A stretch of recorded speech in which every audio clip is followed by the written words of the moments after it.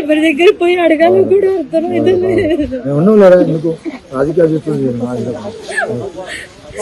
మీద తిరుగుతుంటే కూడా కనీసం పట్టించుకుంటలేదు. మెంటల్ టార్చర్ అనిపిస్తుంది పొద్దున్న నుంచి. ఎంత అంటే అసలు ఎవరికి చెప్పుకోవాలో కూడా అర్థం అయితలేదు. ప్లీజ్ సార్ మీకు దండం పెడదా, మా జీవితంలో ఆగం చేయకండి, రోడ్డు మీద పడేయకండి, పోస్టులు పెంచండి, మాకు ఎగ్జామ్ కండక్ట్ చేయండి, మీకు దండం పెడతాం సార్ ప్లీజ్. మిత్ర కామ్ డౌన్. ఇప్పుడు ఇంత ఫైట్ చూసినప్పుడు ఏడవడం కరెక్ట్ కాదు. మనం ఏడుకుంటే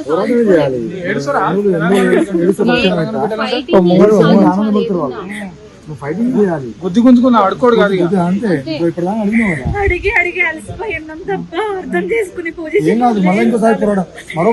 కఠినమైన ప్రభుత్వం అని ఆలోచించలేదు. కనీసం చెప్తే అర్థం చేసుకుంటారనుకున్నాం, ఇంత కఠినంగా వ్యవహరిస్తుంది. మా బాధ ఎందుకు అర్థం చేసుకుంటలేదు సార్ మీరు ప్లీజ్. నా వల్ల కావట్లేదు.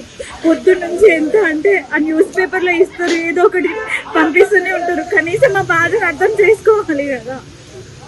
ఒక్కటే సార్ ప్లీజ్, నేను మోకాలు పట్టుకుని అడుగుతున్నా, ఇది కాదనుకోండి ప్లీజ్.